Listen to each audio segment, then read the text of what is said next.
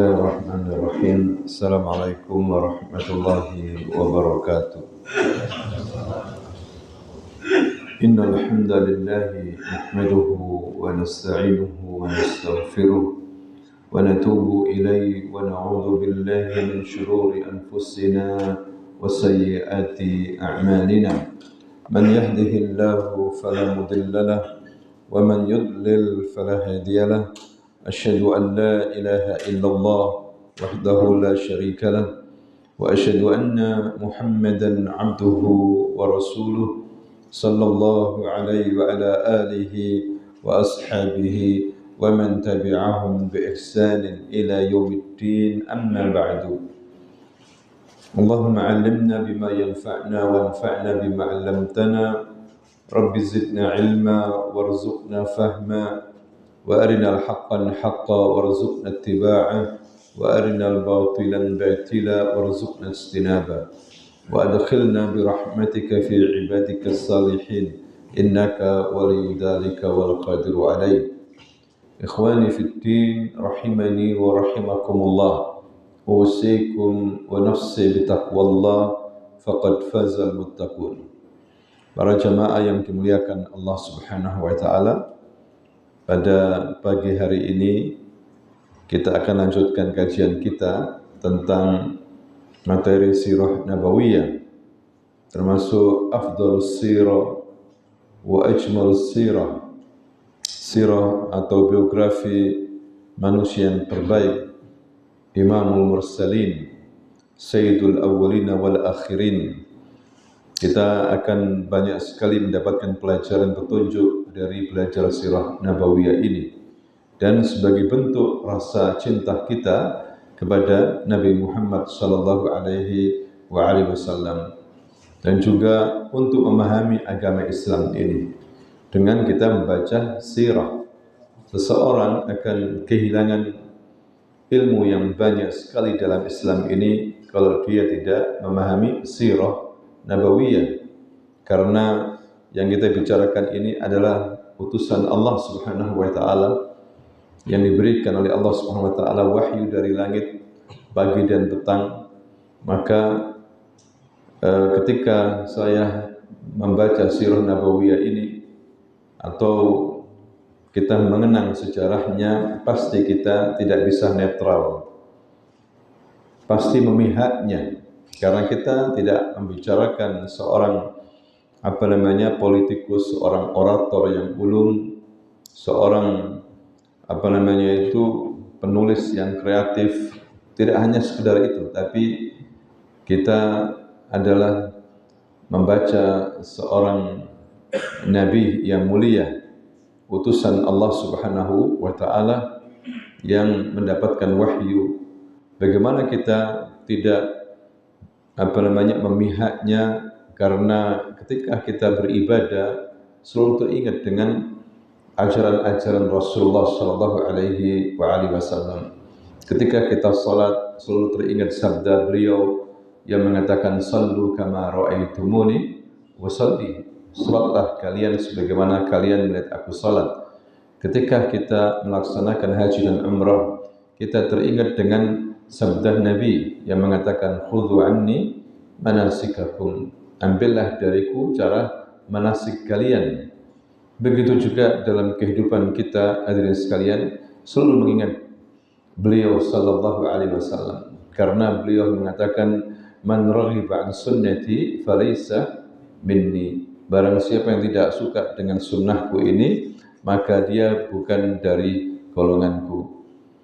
Jadi Nabi kita merupakan uswah hasanah, suri teladan dalam seluruh kehidupan kita. Sebagaimana Allah Subhanahu wa taala berfirman di dalam surah Al-Ahzab ayat 21, laqad kana lakum fi Rasulillah uswatun hasanah. Sungguh telah ada pada diri Rasulullah uswah hasanah, suri teladan yang baik. Pada pertemuan yang lalu, ikhwatu fillah, kita menceritakan tentang beberapa kejadian-kejadian peristiwa besar sebelum maulidnya, sebelum maulid Nabi Muhammad sallallahu alaihi wasallam. Kali ini kita akan membicarakan tentang masa kecil beliau, ya hingga masa remaja beliau sallallahu alaihi wasallam. Jadi hadirin sekalian, Nabi kita ini dilahirkan pada hari Senin bulan Rabiul Awal tahun Gajah. Ya, sebagaimana kita menceritakan bagaimana peristiwa pasukan bergajah dari Yaman yang dipimpin oleh Abraha ingin menghancurkan Ka'bah, namun digagalkan oleh Allah Subhanahu wa taala. Bahkan mereka hancur lebur, dikirim oleh Allah Subhanahu wa taala ribuan burung ababil, mungkin ratusan ribu burung ababil, karena ketika Abraha bawa pasukan itu besar sekali. Bahkan ada riwayat yang mengatakan pasukan yang dibawa itu lebih daripada 30.000 pasukan. Bahkan ada yang mengatakan 70.000 pasukan bergajah yang ingin menghancurkan rumah Allah, yaitu Ka'bah. Abraha mengira bahwa rumah Allah itu akan mudah dihancurkan dengan memasang rantai-rantai besar kemudian ditarik oleh 10 gajah, maka akan robohlah Ka'bah itu. Tetapi Ka'bah adalah rumah Allah Subhanahu wa taala sebagai syiar agama bangsa Arab saat itu, sehingga digagalkan oleh Allah Subhanahu wa taala. Nah, Rasulullah lahir hadirin sekalian setelah 50 hari ketika pasukan gajah itu menyerbu Ka'bah. Ya, 50 hari, sehingga dikatakan tahun gajah. Ya, tahun gajah. Dan Rasulullah SAW lahir dalam keadaan apa? Yatim. Karena ketika ibunya Aminah binti Wahab hamil, ayahnya Abdullah meninggal dunia, wafat di Madinah. Ya, ketika berada di paman-pamannya dari Bani Najjar. Dari Bani Najjar. Dan subhanallah, Bani Najjar inilah yang akan menolong Nabi, ya banyak menolong Nabi ketika Nabi hijrah ke Madinah.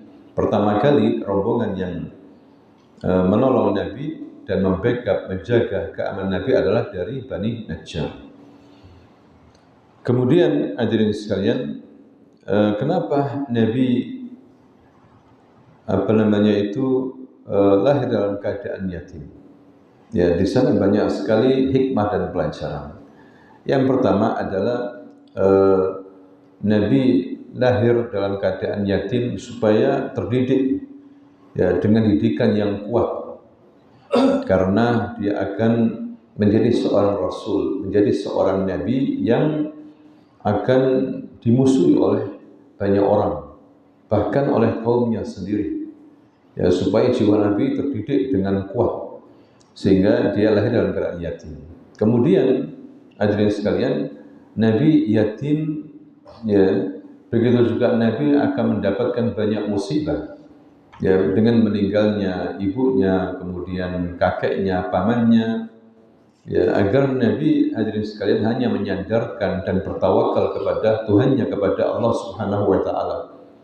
Dan juga tidak ada tuduhan-tuduhan yang negatif terhadap Nabi, ya, ketika menjadi Nabi, menjadi Rasul. Mungkin dari familinya atau dari pamannya atau dari kakeknya menjadi Nabi, atau menjadi seorang tokoh. Murni Nabi dididik oleh Allah Subhanahu wa taala, sebagaimana beliau sallallahu alaihi wasallam mengatakan, "Addabani Rabbi fa ahsana ta'dibi." Tuhanku lah yang mendidik aku. Dia betul-betul mendidik aku dengan bagus.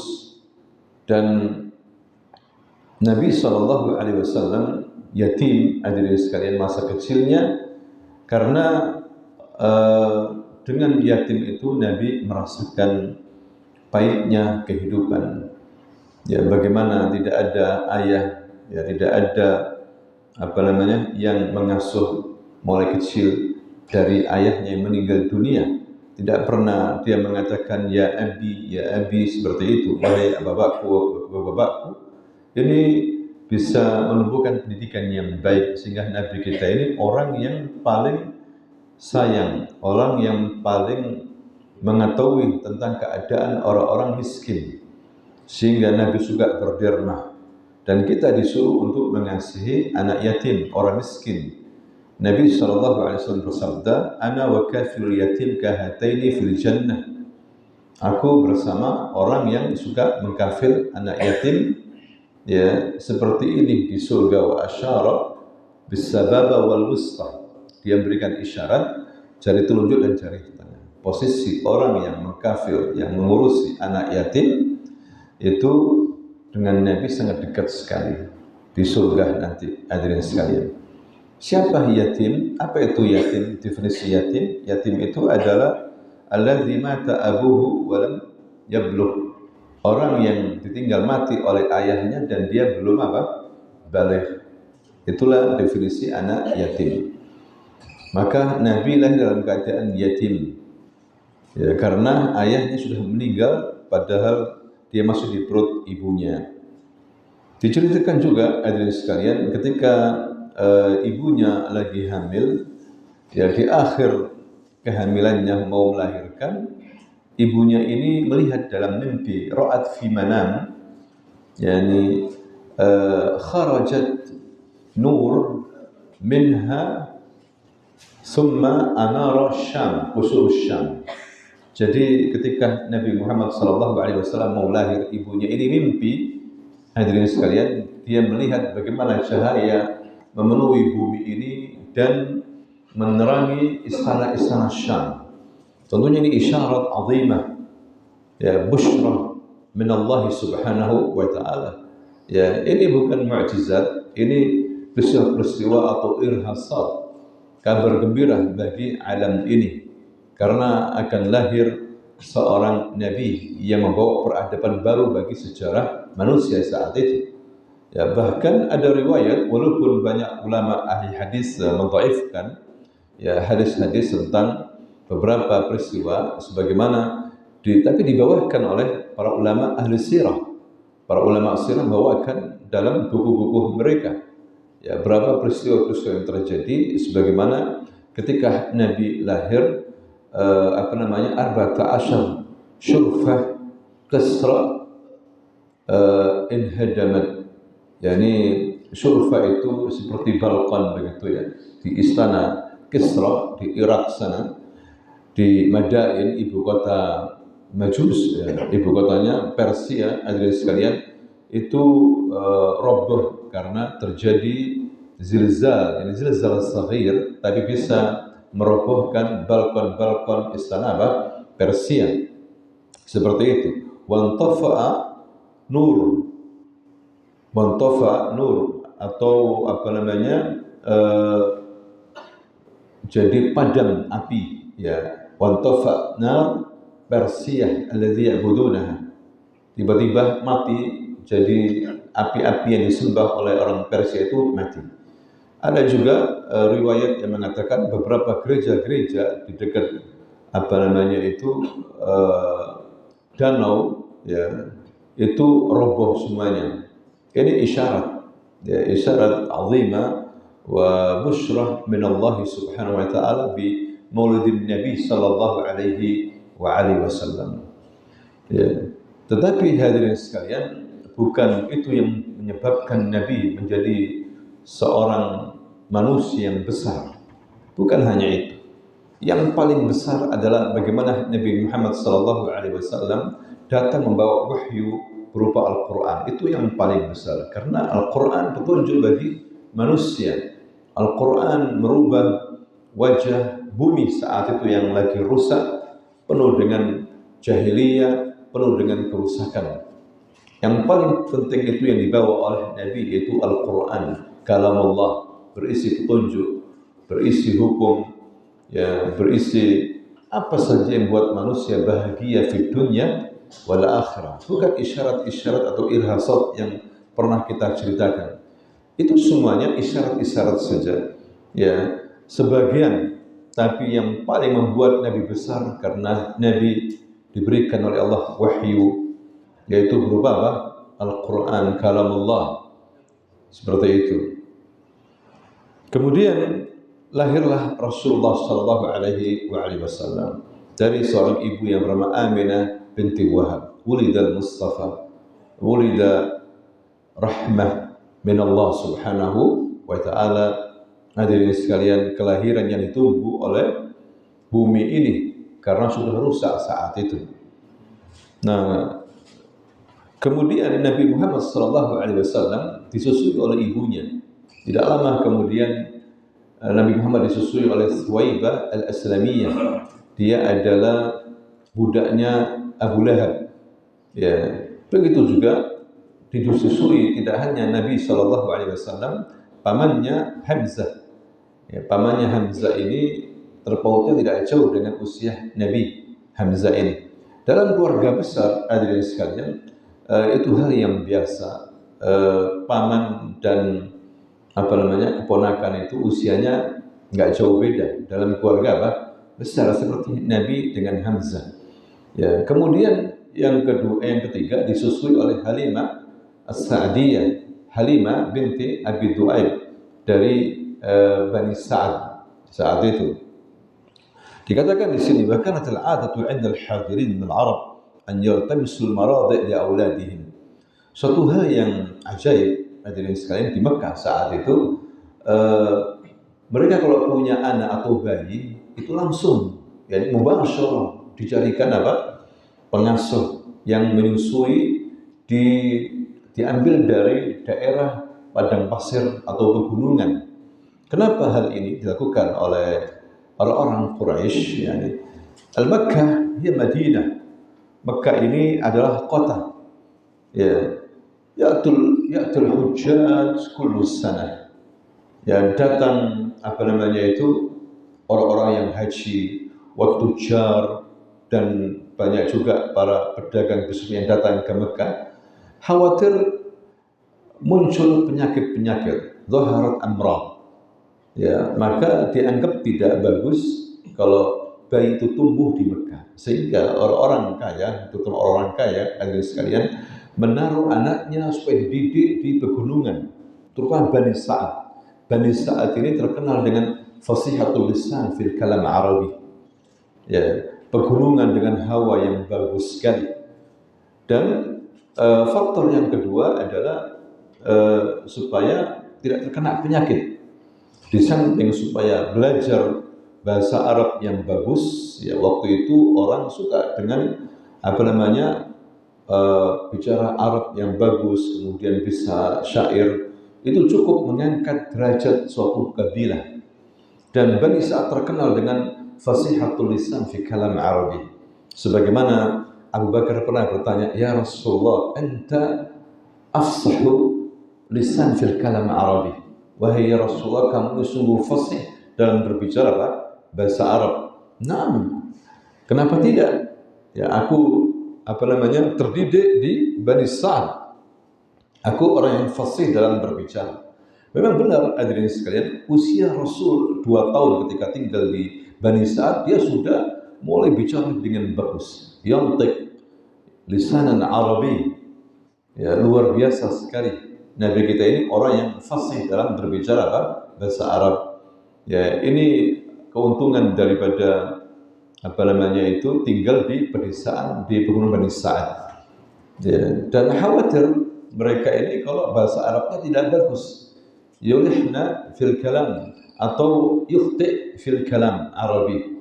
Itu khawatir karena datang orang-orang dari beberapa kota, tentunya lahjah Quraisy ini khawatir hilang, hadirin sekalian. Itu yang dikhawatirkan. Sehingga anak-anak orang Quraisy ini disusulkan di wanita-wanita Bani Sa'ad agar bisa ngomong bahasa Arab yang bagus, yang indah, seperti itu. Ya. Dan orang yang memahami agama Islam, terutama saat ini, itu bisa mengambil pelajaran. Tidaklah anak-anak mereka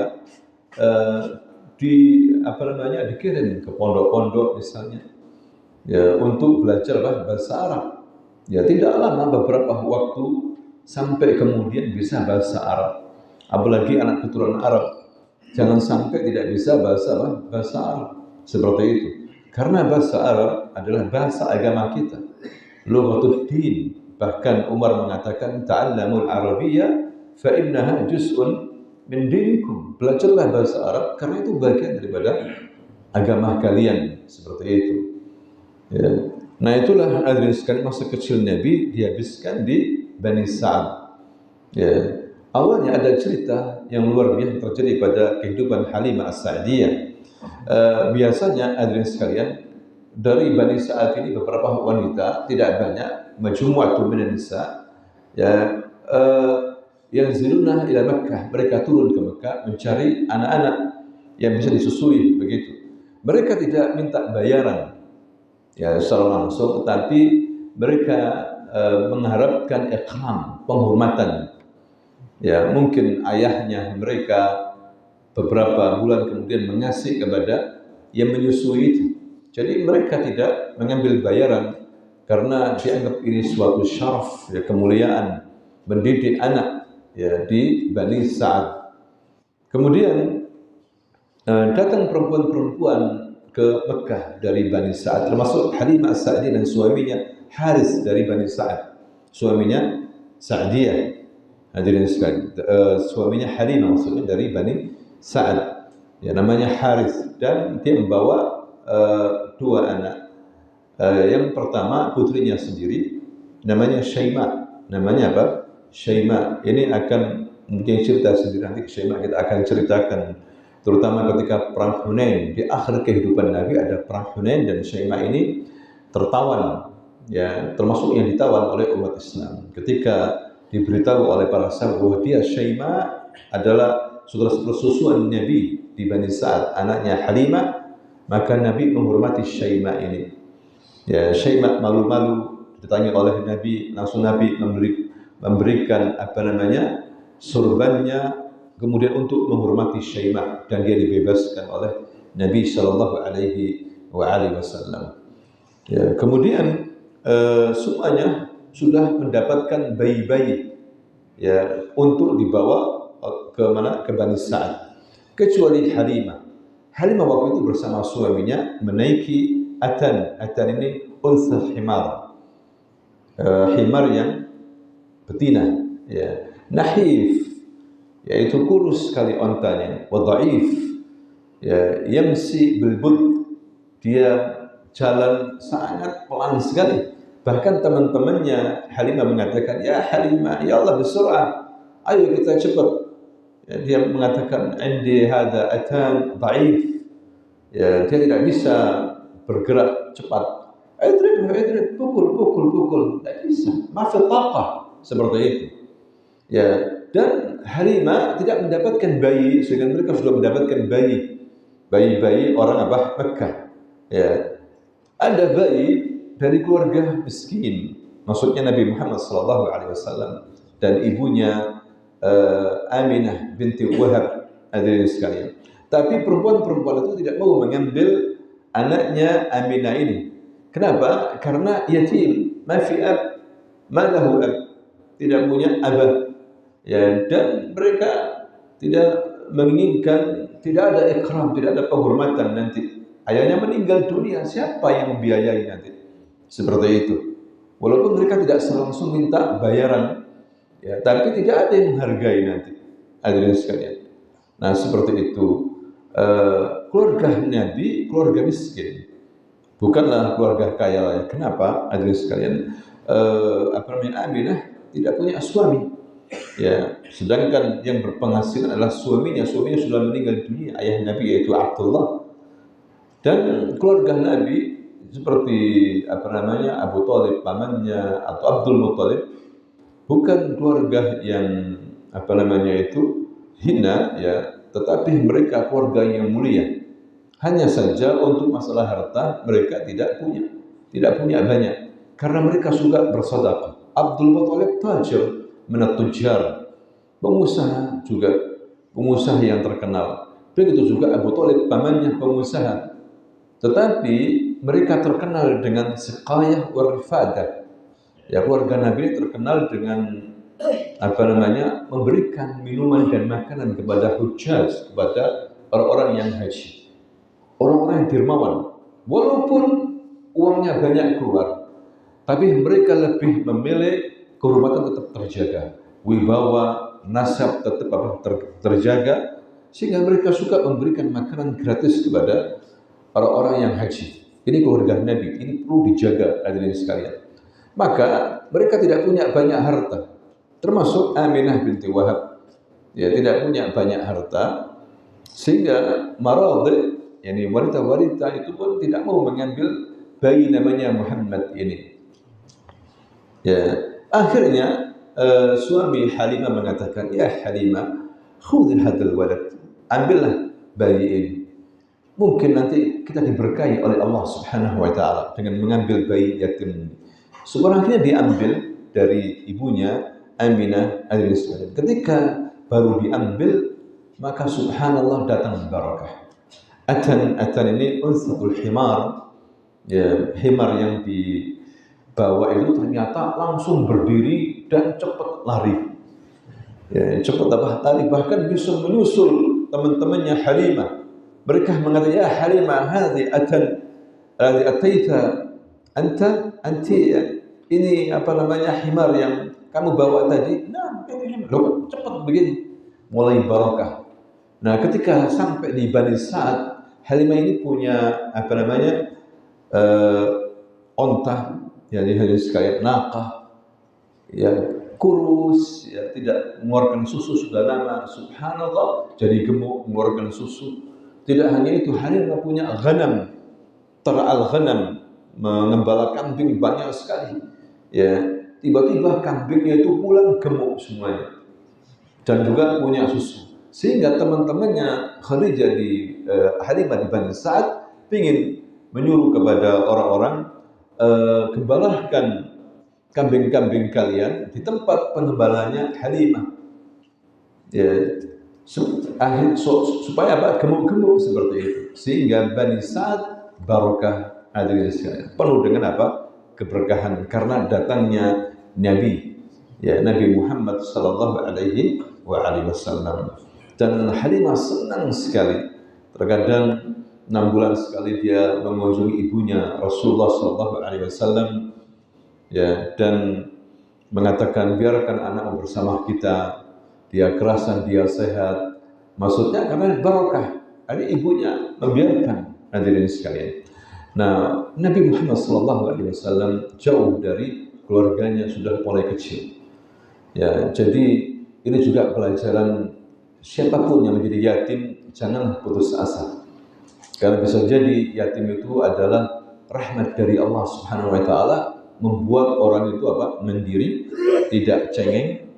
Ya, karena Nabi Muhammad akan menjadi rasul, harus kuat jiwanya dengan adanya yatim itu. Programnya yatim menjadi orang yang besar.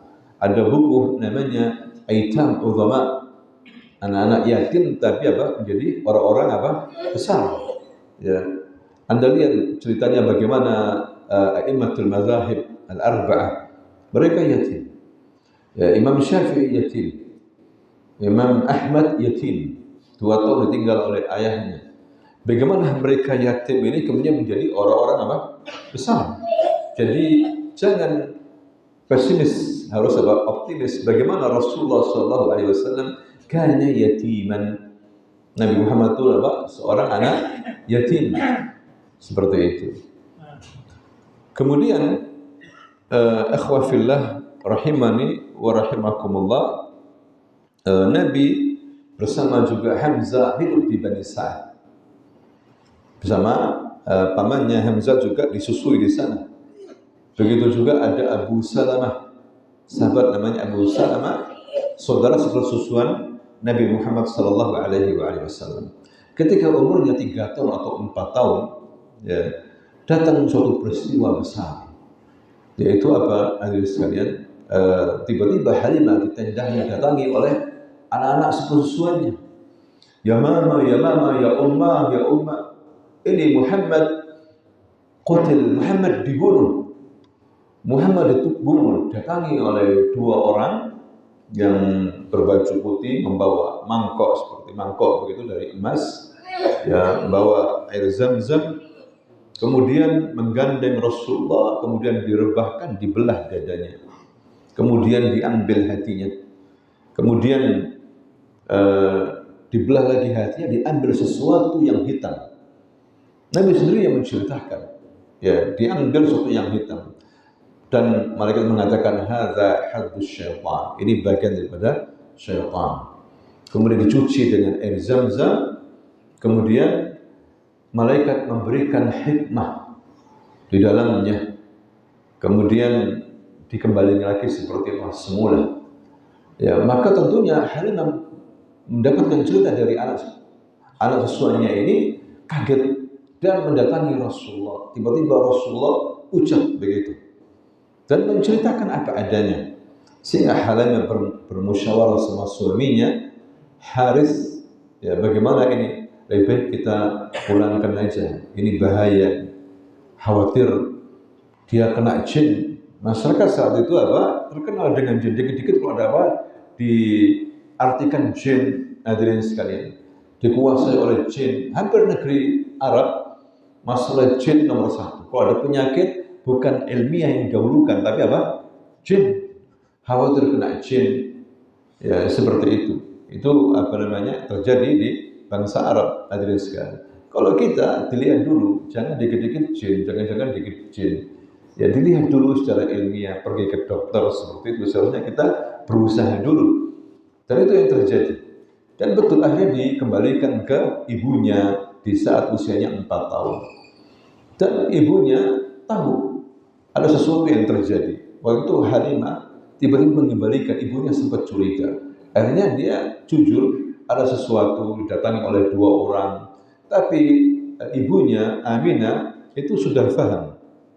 Karena waktu mau melahirkan itu, dia bermimpi dan dia, hadirin sekalian, berdoa kepada Allah. Walaupun musyrik, walaupun di atas agama kesyirikan, ibunya bermimpi dan dia berdoa, mendoakan calon bayinya, ini putranya. Uidu bika, yani uidu bika billahil wahid min syarri hasid, yani atau dengan mengucapkan a'udzu min syarri hasid, a'udzu billahil wahid min syarri hasid. Ya Allah, aku minta perlindungan kepadamu ya Allah agar anak ini dilindungi dari keburukan orang-orang yang hasad. Ya, itu ibunya berdoa seperti itu. Ya. Dan waktu di Madinah, hadirin sekalian, Rasulullah SAW menceritakan bahwa dia pernah dibelah dadahnya dan dibukakan kepada para sahabat, dan bagaimana melihat ya ada bekas jahitan di dadahnya. Itu yang diceritakan oleh Abu Hurairah tentang badan Rasulullah SAW. Ini menunjukkan bahwa dibelah dadahnya itu hak. Diceritakan dalam hadis riwayat Bukhari, riwayat Muslim dan yang lainnya. Bahkan ada pembelahan dada itu syaqqus sadar itu 2 kali. Ya, ketika usia Rasulullah masih kecil di Bani Sa'ad, dan yang kedua adalah ketika mau Isra dan Mi'raj. Ya, itu dibelah dan dibersihkan dadanya karena dia akan dipanggil oleh Allah dan menemui bicara oleh Allah Subhanahu wa taala, sehingga dia menjadi orang yang paling baik hatinya dari seluruh makhluk yang ada, karena dia calon nabi. Ya, mau membersihkan hati-hati manusia, maka dia harus bersih dulu hatinya, hadirin sekalian. Nah, itu kisah yang terjadi pada Rasulullah sallallahu alaihi wasallam. Kemudian hadirin sekalian, Aminah binti Wahab berjanji akan berziarah ke kuburan suaminya, yaitu Abdullah Abun Nabi, bapaknya Nabi, karena meninggal di sana dia belum melihat. Ya, dia bersikeras ingin mengunjungi kuburannya, walaupun kuburannya begitu. Maka dia mengajak juga kakeknya Nabi Abdul Muttalib dan Ummu Aiman, budak, ya, seorang budak Ummu Aiman yang mengasuh Nabi, namanya Barakah, sering dipanggil dengan Ummu Aiman. Ya. Berangkatlah mereka ke mana? Ke Madinah. Ya, tinggal beberapa bulan di sana, sudah melihat dan berkunjung kuburan Nabi. Kemudian pulang, Aminah ini sakit, ya, dan kemudian meninggal di Abwa, sehingga dikuburkan di Abwa.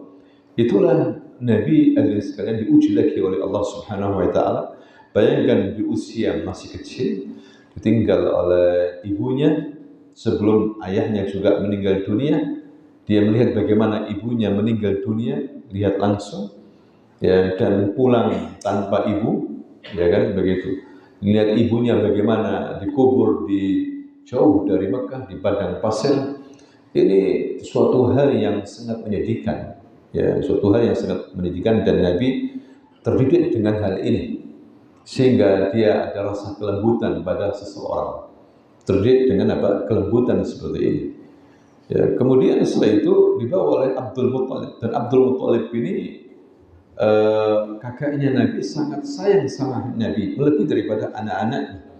Bahkan diceritakan Abdul Muttalib ini dibuatkan di depan Ka'bah itu bisa seperti karpet, ya, tempat duduk yang megah, menunjukkan dia seorang tokoh.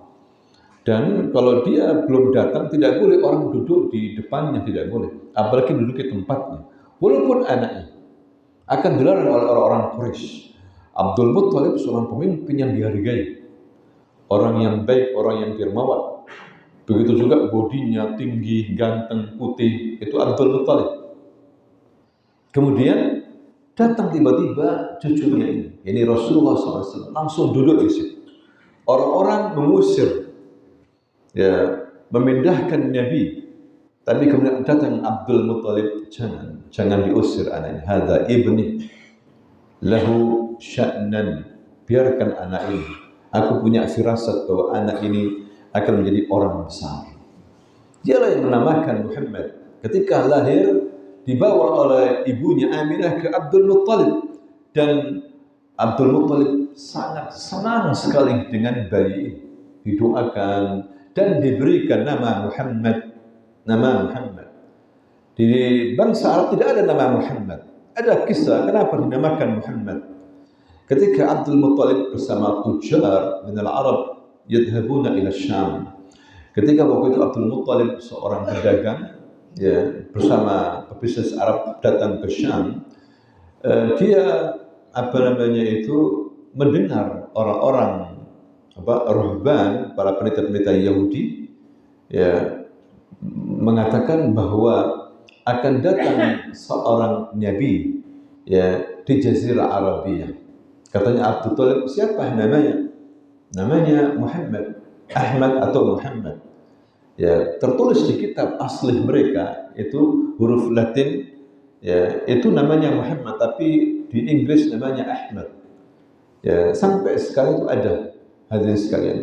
Ya, bukti-bukti itu ada. Namanya Muhammad Ahmad. Ini tidak ada dalam bangsa Arab. Makanya Abdul Muttalib menamakan cucunya ini dengan apa? Muhammad. Ya, Muhammad yang dipuji. Ahmad, Muhammad, seperti itu. Ya, Abdul Muttalib kakeknya yang menamakan Rasulullah ini siapa? Muhammad. Dan sangat senang sekali.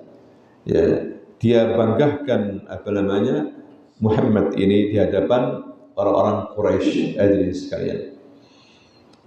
Nah, itu yang terjadi. Tapi sayang, walaupun Abdul Muttalib sayang sama Nabi kita Muhammad SAW, tapi nggak lama, 2 tahun setelah itu ditinggal mati oleh kakeknya di saat umur Nabi 8 tahun. Ditinggal mati oleh ibunya, Nabi Muhammad ini umur 6 tahun. Ditinggal mati oleh kakeknya, umur Nabi berapa? 8 tahun. Ya, lengkap sudah keyatiman Nabi. Ditinggal oleh ayahnya, tinggal mati oleh ibunya, tinggal mati oleh kakeknya. Ya. Kemudian kakeknya sebelum mati berpesan kepada anak-anaknya, terutama Abu Thalib, agar mengasuh Nabi, hadirin sekalian. Maka pamannya Abu Thalib mengasuh Nabi, ya, dan dia mengasuh Nabi ini dengan asuhan yang baik sekali. Bahkan sangat cinta kepada Nabi karena mendapatkan keberkahan. Ya, ketika saudaranya atau anak-anaknya Abu Thalib makan tanpa kehadiran Nabi, mereka merasa lapar aja nggak kenyang. Tapi ketika Nabi hadir, merasa kenyang. Ya, makanya dari situ dia menganggap ini anak barokah. Itu dalam pribadi Abu Thalib, hadirin sekalian. Maka anak yang paling disayangi. Abu Thalib ini kalau Nabi belum datang, itu dia menunggu sampai datang, gembira dia kalau Rasulullah itu datang. Ya, walaupun Abu Thalib ini tidak kaya, ya sekali lagi Abu Thalib itu tidak kaya, tapi dia pemimpin yang disegani. Ya, jadi walaupun dia pedagang tapi tidak kaya. Kenapa?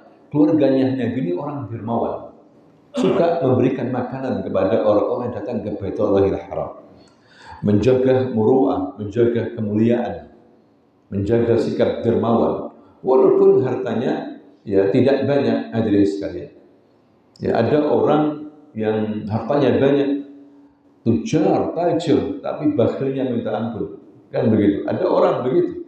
Ya, tapi keluarga Nabi terkenal dengan keluarga apa? Dermawan. Makanya apa namanya itu Abu Thalib ini tidak banyak hartanya, anaknya banyak. Sehingga ketika Nabi nanti menikah dengan Khadijah, itu Nabi mengambil alih ya untuk dibawa tinggal bersama Khadijah, membantu meringankan beban hidup siapa? Abu Thalib. Hadirin sekalian, Abu Thalib inilah yang mendidik Nabi dengan luar biasa, menjaga Nabi ya, bahkan pada usia 12 tahun itu diajak pergi ke Syam, diajak berdagang usia 12 tahun. Nah, ketika sampai di daerah Busra atau Basra, Syria, bukan Basra, Irak, singgah di suatu dekat kuil, ya, kuilnya orang Nasrani ya. Di situ pemimpin mereka namanya Bahira atau Buhairah.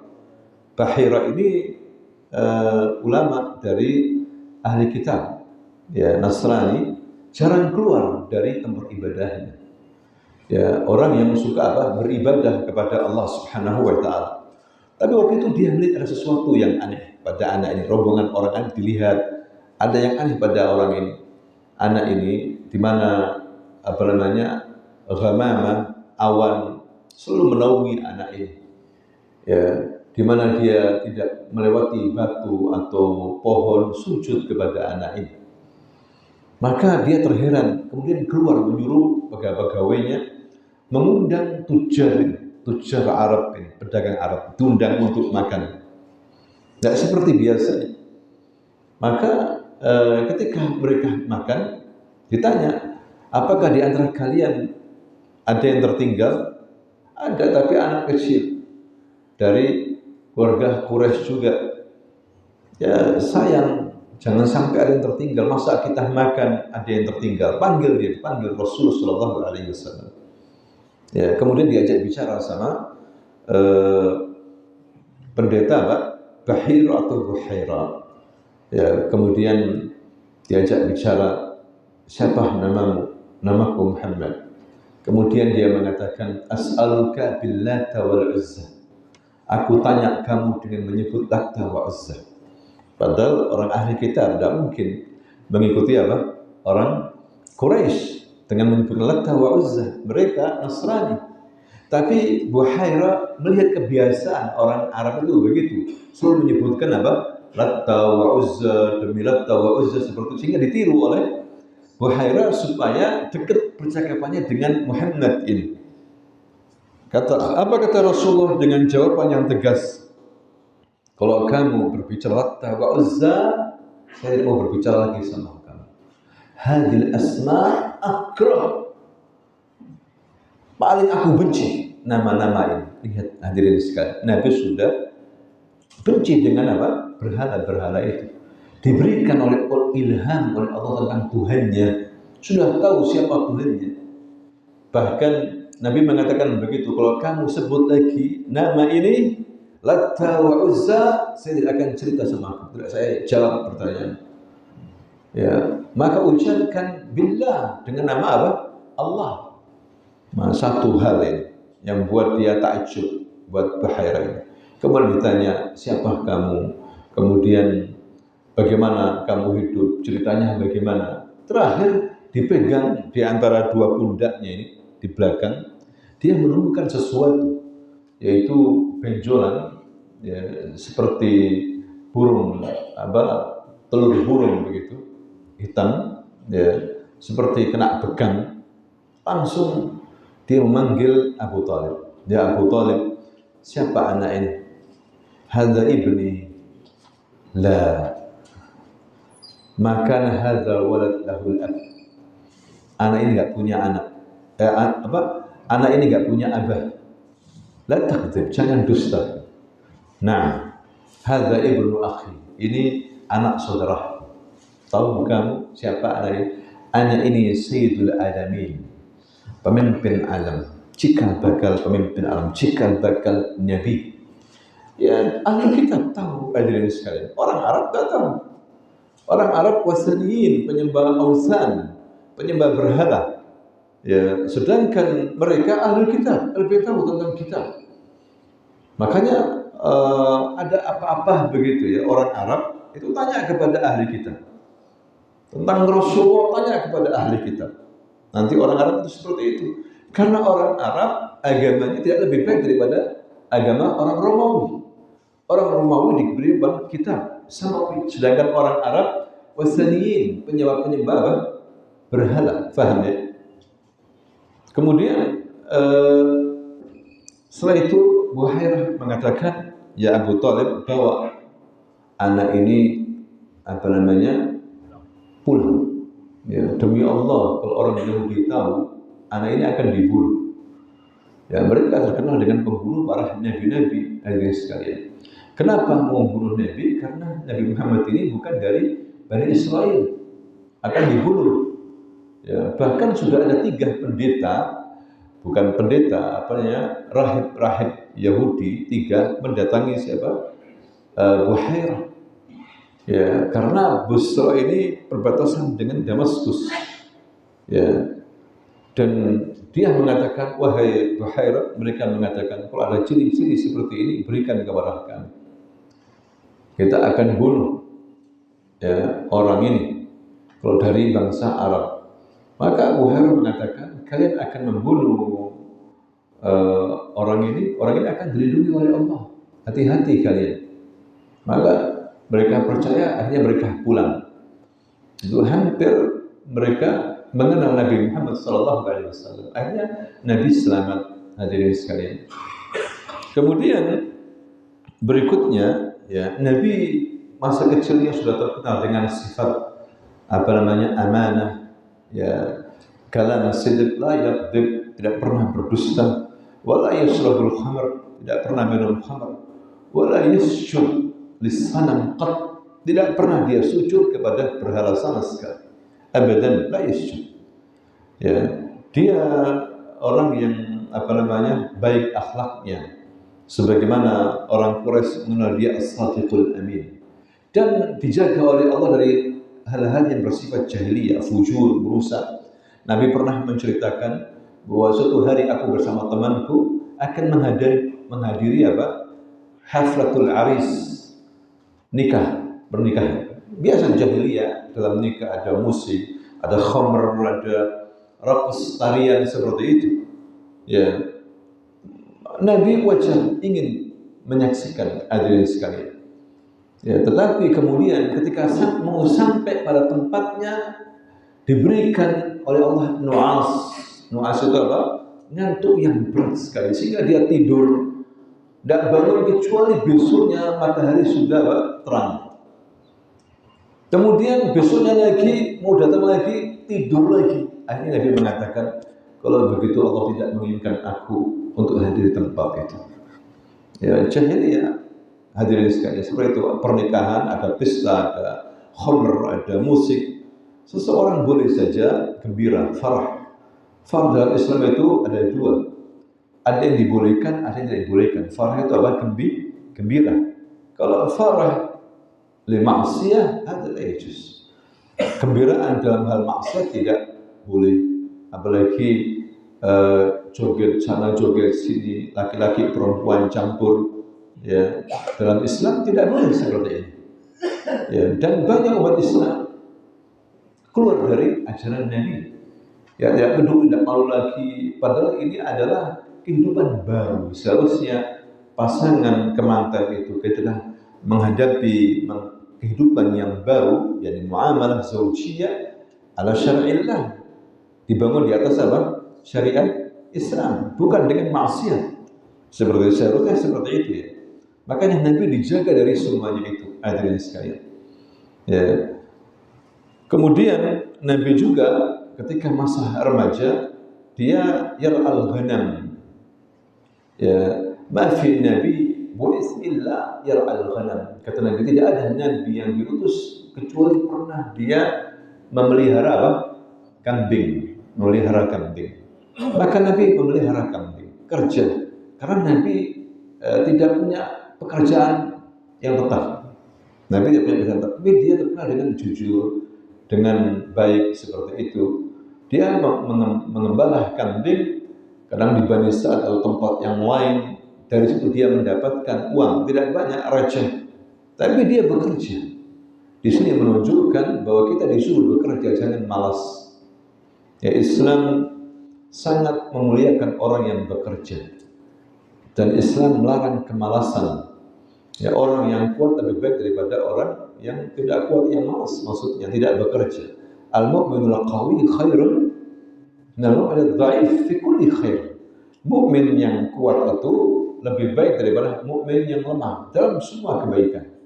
Dan begitulah Nabi al-ghanam. Kenapa mengembala kambing? Kata para ulama, kambing itu agak susah ya. Jadi kalau bisa menalukan kambing, dia bisa menalukan yang lain. Ya, begitu juga dalam riayatul ghanam, memelihara kambing itu ada pelajaran leadership. Ya, sehingga orang yang melihara kambing itu, petani kambing, dia harus tahu kambingnya ini kemana, ya kan? Ke tangannya orang, atau ada yang belum makan, ada yang lapar, dia harus tahu. Karena dia cikal bakal Nabi, karena dia akan mengembala raja-raja, mengembala manusia. Nabi Muhammad SAW tidak mudah mengembala kambing. Makanya Nabi mengembala kambing. Dan setiap Nabi yang diutus mengembala apa? Kambing, hadirin sekalian.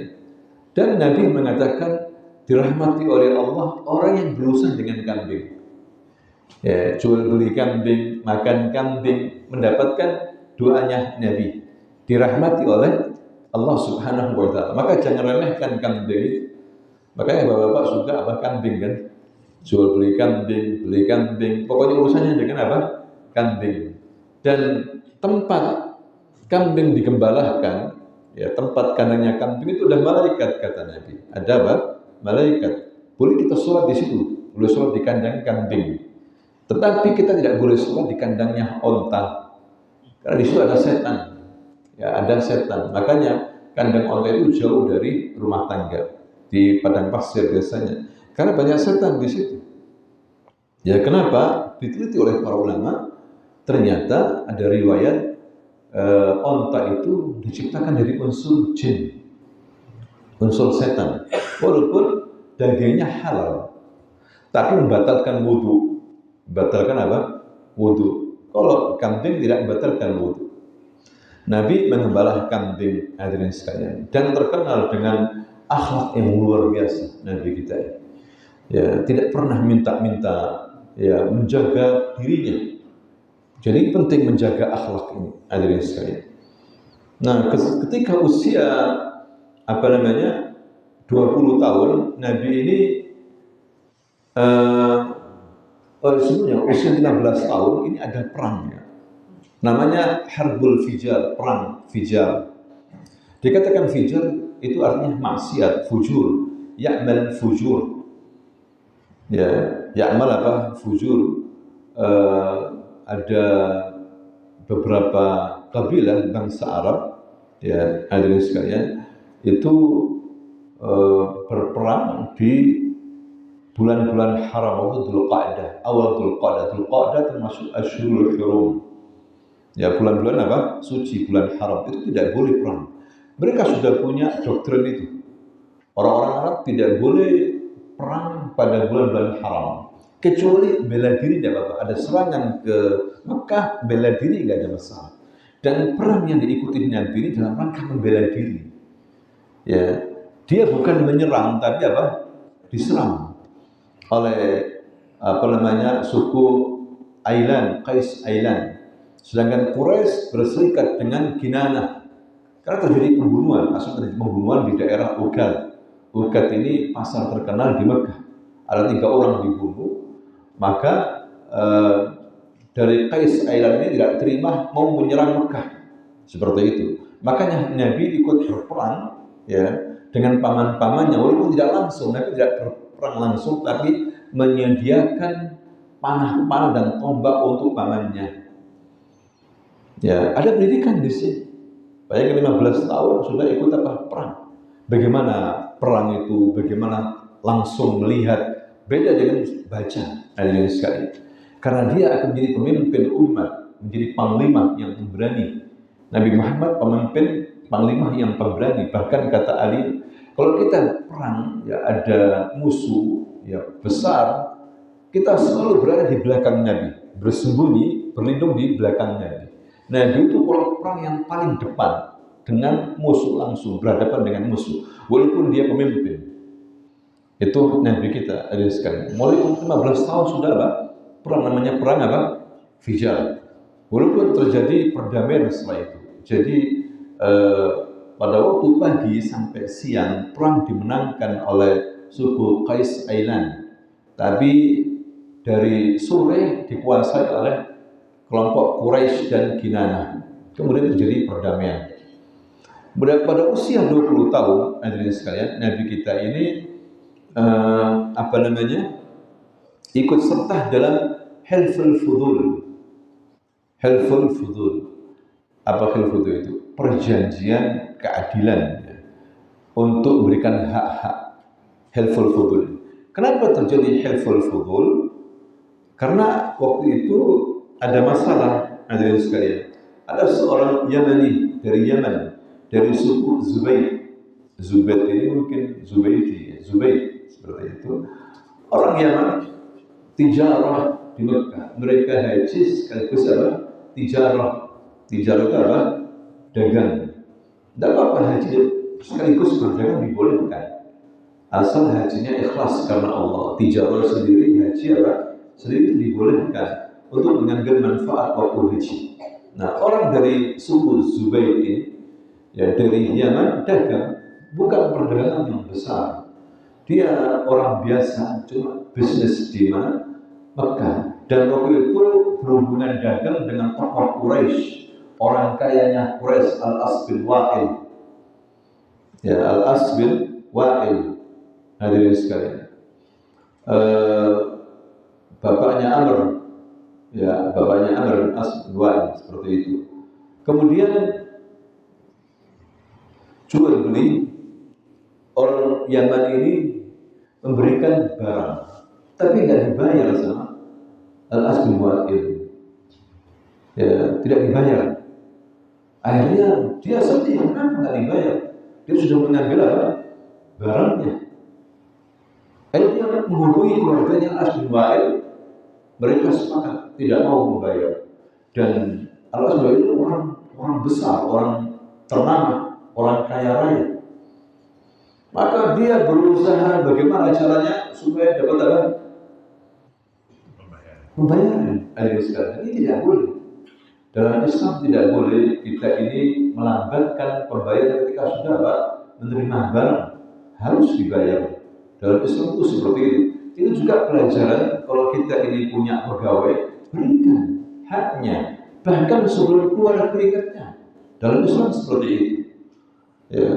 Maka dia berteriak-teriak miskin sambil buat syair-syair. Akhirnya dia masuk ke menaiki bukit Jabal Abi Qubais. Kalau sudah menaiki Jabal Abi Qubais, Gunung Abi Qubais yang sekarang ini dipakai Istana Raja ya, dekat Mekah itu, tinggi itu Istana Raja. Ya, Istana Raja itu banyak di Saudi, banyak kan di atas gunung Istana Raja ini. Kenapa? Karena untuk keamanan. Ya, termasuk Jabal Abi Qubais dulu dipakai untuk mengumumkan hal-hal yang penting. Hadirin sekalian. Nah, orang ini dari suku Zubayd ini, Yamani ini, mengumumkan, ya kaum ya Quraisy, gini. Ada pamannya Nabi, kenapa orang ini? Oh, nggak diperhatikan. Cenderungnya begini tersebar akhirnya. Akhirnya orang-orang Quraisy merasa malu, ya berkumpul di rumahnya Abdullah bin Jabaan. Berkumpul di rumahnya siapa? Abdullah penjagaan. Nabi ikut serta di situ. Maka mereka sepakat, wallahi kita ini penjaga Baitullahil Haram, tidak boleh berbuat zalim. Mereka punya kesepakatan. Barang siapa yang berbuat zalim harus kembalikan haknya, minta maaf, berikan haknya. Ya, kalau tidak kita sepakat untuk membunuhnya. Maka Al-As kaget dengan kesepakatan ini. Walaupun aku kalau engkau tidak kembalikan barangnya atau dikasih duitnya, kita akan berperang sama kamu. Maka dia takut. Akhirnya membayar uangnya, hadirin sekalian. Maka Nabi mengatakan, qad du'itu fil hilf, law du'itu fil Islam la ajabtu. Sungguh aku pernah diundang pada perjanjian ini waktu jahiliyah, waktu aku masih muda. Seandainya aku diundang lagi, aku akan datang. Waktu Islam. Seandainya aku diundang lagi seperti dulu, aku akan datang. Karena ini lebih aku cintai min humuril ni'am. Ini perjanjian aku cintai lebih daripada onta merah. Onta merah ini mahal di Arab. Lebih aku cintai daripada onta merah. Di sini ada pelajaran wakfah, hadirin sekalian, wal durus. Ya. Boleh seseorang atau muslim mendengarkan perjanjian dengan orang kafir yang isinya kebaikan, syar'un, kebaikan, la yukhalif syariah, tidak menyelisih syariat, perjanjian umum, mabadi' khair, dasar-dasar yang baik dibolehkan. Buktinya Nabi mengatakan seperti itu.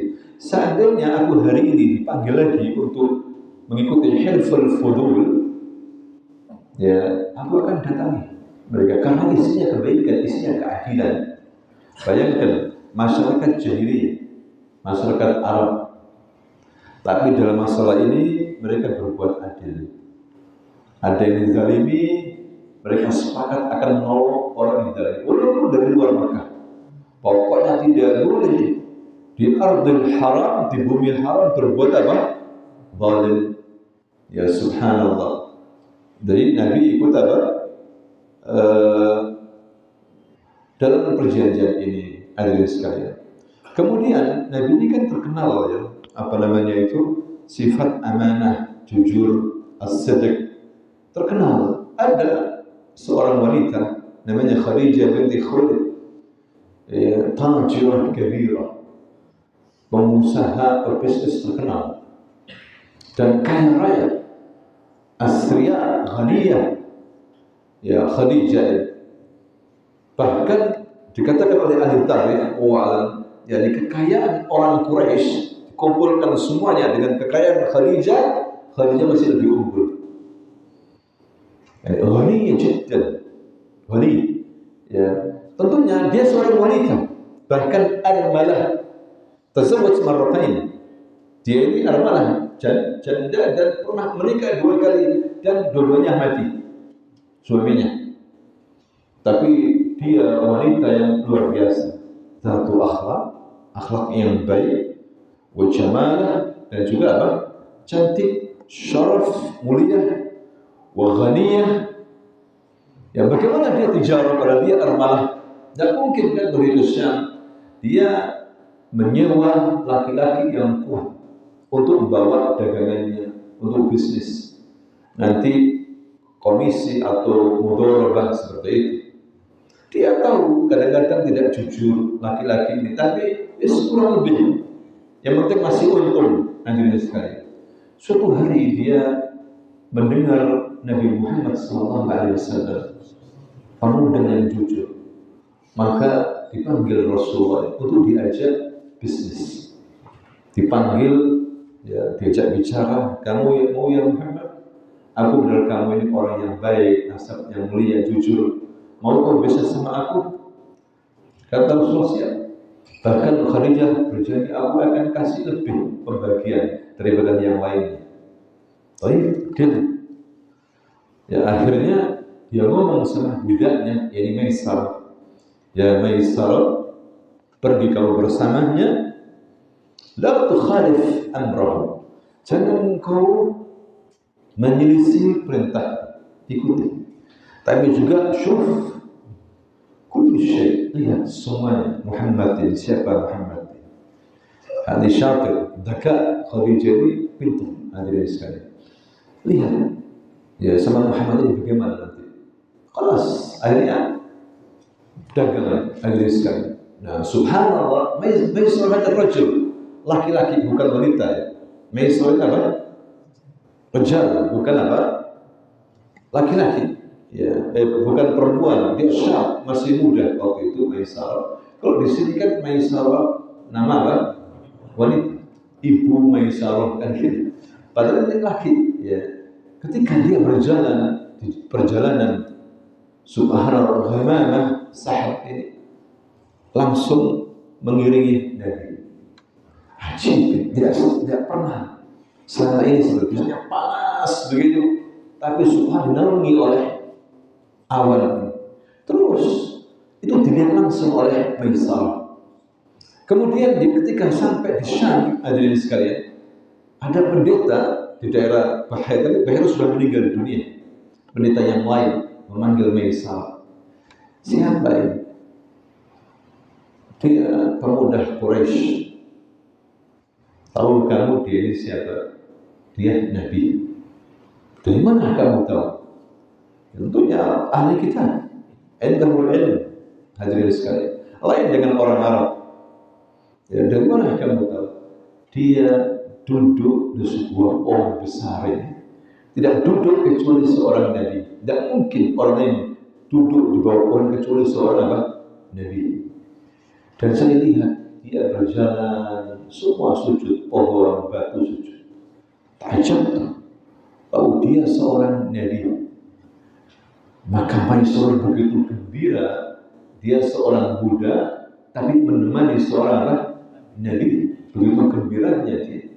Dan dia melihat bagaimana akhlak Nabi SAW. Ya, bagaimana dia seorang nasab yang tinggi, calon Nabi, tapi sama Maisarah Buddha luar biasa. Makan bersama, tidak ada rasa sombong. Biasanya orang itu kalau nasabnya tinggi, sombongnya minta ampun. Darah biru, ya, darah biru. Kamu ini nggak level sama saya, apalagi kaya raya. Tapi dan akhlaknya, masya Allah, Rasulullah. Ya, dan tinggal di mana? Syam lama sekali. Dia Khadijah, Maisarah melihat baik sama orang, dia suka bersedekah sama orang, nggak mampu ketika dagang itu. Dia beli dagangan, dan dia untung 2 kali menjual barang dari Mekah ke Syam, dan dia beli barang di Syam untuk apa orang Mekah. Dia untung 2 kali, hadirin sekalian. Dan untungnya besar sekali. Nah, Maisarah melihat bagaimana akhlaknya. Kalau orang-orang miskin datang anak-anak dikasih sama Rasul, dikasih disedekahkan. Karena dikasih oleh Khadijah modal besar, belum pernah terjadi kecuali sama Rasulullah SAW. Nah, ketika pulang, Rasulullah mengembalikan semuanya, ini modalnya, ini barangnya. Kemudian Khadijah memberikan bagian besar. Belum pernah Khadijah untung sebesar ini. Ada yang mengatakan Nabi lama sekali di beberapa tahun di Syam, sehingga dibaca sama Maisarah. Setelah Rasulullah pulang, Maisarah mengatakan, tahu kamu ya Khadijah, orang ini luar biasa. Ya, ada beberapa keadaan yang aku lihat, awan menaungi dia. Juga ada pendeta Yahudi mengatakan dia Nabi. Orang ini baik, akhlaknya luar biasa. Disitulah Khadijah ingin menikahi Rasulullah SAW. Langsung datang cinta di hati Khadijah. Pada waktu itu banyak pemuda-pemuda ya yang melamar Khadijah. Khadijah menolak, hadirin sekalian. Karena Khadijah ini orang pintar, dia harus menikah, harus sama levelnya dari sisi akhlak seperti Khadijah atau di atasnya Khadijah. Cari melisuan itu seperti itu. Dan begitulah Nabi kan mengatakan fatfar bitatid din taribat yada, pilihlah agamanya, akhlaknya. Kalau tidak kamu hancur. Berapa banyak orang memilih dari kekayaannya saja. Oh, fulus, nggak tahunya akhlaknya sayyid. faedah pernikahannya? Lah, nggak lama cerai. Hadirin sekalian, pilih akhlak. Begitulah Khadijah. Dia milih mana pemuda-pemuda, nggak ada yang selevel dari sisi akhlak. Dia menolak semuanya. Tapi ketika melihat Rasulullah langsung tertarik. Awalnya dia tidak mau nikah lagi, tapi melihat Rasulullah ingin nikah. Bayangkan, subhanallah. Ya, dan tidak perlu fulus, karena dia sudah punya harta. Dia sudah punya harta. Dia ingin laki-laki yang sejati, terutama dari siapa? Akhlak. Dan dia pernah bermimpi, ketika dia dalam tidurnya bermimpi jatuh bulan menerangi rumahnya. Maka dia ngomong sama sepupunya Waraqah bin Naufal, ya Khadijah, akan datang suatu hari yang baik dalam rumahmu. Dia menanti ini apa? Dia berpikir ternyata Muhammad. Hadirin sekalian. Tapi dia tahu bahwa usianya tidak muda lagi. Dia armalah marratain qad tazawwaja bi rajulain. Ya, kita belum mati. Dua-duanya mati. Bagaimana cara mendekati Muhammad? Azal, belum menikah, masih muda. Apa namanya? Bujang. Bagaimana caranya? Aku sudah umur, sedangkan Muhammad masih 25 tahun. Akhirnya dia punya sahabat namanya Nafisa binti Umayyah. Ada yang berkata binti Muhammad. Ya Nafisa, aku ini sumpah hatiku, gak bisa tidur selama ini. Kenapa Khadijah? Anti ghaniyah, anti lakal mal, semuanya ada, punya harta, gak bisa tidur gimana? Kamu gak tahu, aku menyenangi Muhammad, tapi aku kayak gini sudah. Muhammad masa mau? Muhammad masih muda, Muhammad orang terhormat di Quraisy. Katanya Nafisa, kalau bahasa kita, jangan khawatir, aku yang bereskan urusan. Ya, akhirnya Nafisa datang menanti Rasulullah kapan lewat Ka'bah begitu ya. Ditemui Rasulullah sendiri. Ya Muhammad, limadha tatazawwaj? Kenapa kamu enggak menikah ya Muhammad? Menikah? Wallah ana yatim Quraisy, yani ma fi fulus. أنا ما في الفلوس، يعني صراحة الزواج بحاجة إلى الفلوس. أنا ما في فلوس، أنا مسكين.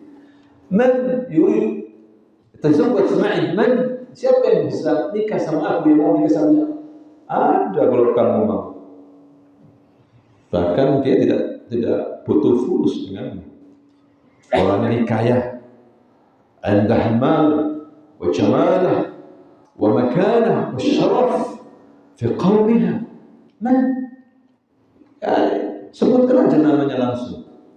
Kamu pasti tahu tuanmu sendiri Khadijah tazawwajat ma'i. Tidak mungkin dia mau Khadijah wen kaya raya Khadijah wa ana miskin Quraisy, yatim Quraisy, anak terbiasa miskin, keluargaku miskin, gak punya apa. Mungkin lah, kalau kamu mau gak ada masalah, aku yang ngatur. Ya katanya siapa ini? Nafisa. Nabi bingung. Sebentar, saya harus musyawarah dulu sama amami. Jadi amiku saya harus musyawarah dulu. Ini musyawarah sama Abu Thalib sama Hamzah. Kaget mereka. Khadijah senang sama Muhammad. Mereka semuanya setuju. Ya, jamala wa ghaniyah, makana, semuanya ada Khadijah. Segalanya ada sekali. Bahkan tadi kita katakan kekayaan orang Quraisy dibandingkan dengan Khadijah lebih unggul. Terhormat, tahirah, dikatakan tahirah. Fil jahiliyah dikatakan tahirah, wanita suci, tidak terlibat perzinahan sama sekali. Khadijah disebut dengan tahirah. Akhirnya disampaikan ke Nafisa ini. Nafisa menyampaikan ke Khadijah. Seperti kita pakai apa? Comblang begitu. Ya Khadijah, Muhammad mau sama kamu. Ya Allah, langsung dia bersyukur kepada Allah. Aku ingin ketemu sama Muhammad. Ditemukan hadirin sekalian. Ya Muhammad, kamu mau nikah sama aku? Ya, gak apa-apa. Gak apa-apa, kalau kamu nikah sama aku, pindah ke rumah. Tidak usah kamu tinggal di rumah paman, pindah ke rumahku. Akhirnya Rasulullah menikah, hadirin sekalian. Berapa maharnya kira-kira? Isrin ba'ir. Dari mana Nabi Muhammad ini dapat uang 20 onta? Dari tijarah sama Khadijah. Dapat untung banyak. Tijarah. Hadirin sekalian, tijarah. Ya, dapat untung banyak, dibelikan 20 ekor onta. Jadi juga tidak miskin-miskin amat Rasulullah. 1 ekor onta mahal. Orang punya 2-3 ekor onta sudah full di Makkah. Ini Nabi Muhammad memberikan mahar Isrina ba'ir. Masya Allah, Khadijah senang sama Rasulullah. Bahkan waktu di rumahnya Khadijah kan besar rumahnya. Ya, dari situ Nabi juga mendapatkan anak-anak. 6 anaknya dari Khadijah. Yang pertama Qasim.